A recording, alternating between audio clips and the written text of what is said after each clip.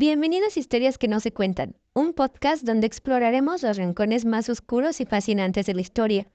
Hoy hablaremos de México Bárbaro, el impactante libro de John Kenneth Turner, que expone la explotación laboral y los sistemas de esclavitud modernos durante el régimen de Porfirio Díaz.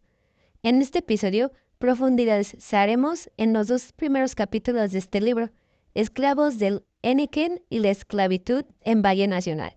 Prepárese para descubrir la dura realidad detrás de las haciendas y plantaciones mexicanas de principios del siglo XX.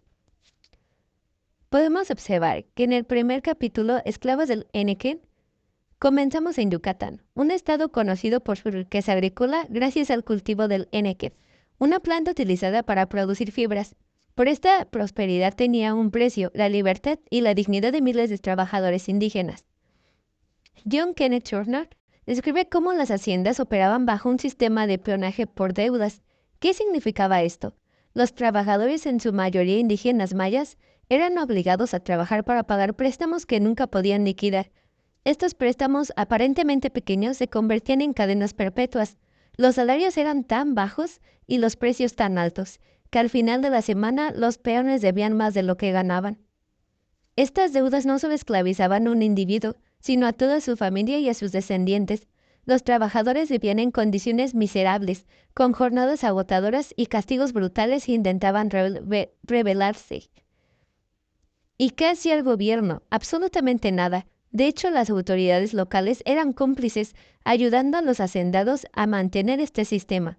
Turner también señala que la riqueza generada por el henequén no solo beneficiaba a las élites mexicanas, sino que también alimentaba mercados internacionales, particularmente en Estados Unidos. En pocas palabras, el progreso de Yucatán y su exportación del henequén estaba construido sobre el sufrimiento humano. En el segundo capítulo, la esclavitud en Valle Nacional, en Yucatán viajamos al Valle Nacional en Oaxaca, un lugar que Turner describe como un verdadero infierno. Aquí las plantaciones de tabaco dependían de un sistema similar, pero con aún menos esperanza de escape. Los campesinos eran engañados con promesas de empleo bien remunerado o simplemente capturados a la fuerza por las autoridades locales. Una vez en el Valle Nacional, eran despojados de su libertad.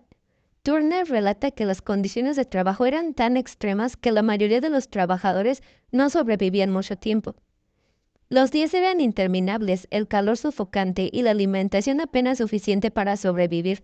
Las enfermedades y el agotamiento eran comunes y la violencia por parte de los capataces era constante. Las tasas de mortalidad eran alarmantemente altas. Muchos no llegaban a salir con vida del valle. Este sistema de explotación no podía haber existido sin la complicidad de las autoridades. Turner explica que como los jefes políticos y policías entregaban a campesinos pobres como mano de obra forzada y recibían sobornos de los dueños de las plantaciones, el Valle Nacional no solo era un lugar de trabajo, sino una trampa mortal para Turner. Era una muestra extrema de cómo el régimen de Porfirio Díaz permitía hasta fomentaba la esclavitud moderna en México. Al final de estos dos capítulos quedamos con una gran reflexión, ya que México Bárbaro, este libro famoso, nos muestra una realidad escalofriante, un país que bajo la fachada del progreso y la modernización escondía sistemas de opresión y esclavitud. Turner no solo denuncia las condiciones inhumanas en las haciendas de henequén y tabaco, sino que también señala al verdadero culpable, un sistema político y económico que priorizaba el beneficio de las élites sobre la vida de los más vulnerables. Pero ¿cómo llegó México a este punto? Y más importante aún, ¿qué pasó después de que estas atrocidades salieron a la luz? En futuros episodios exploraremos más de México Bárbaro y las repercusiones que tuvo esta denuncia internacional. Gracias por escucharme. Si te interesó este tema, busca el libro y checa los demás episodios.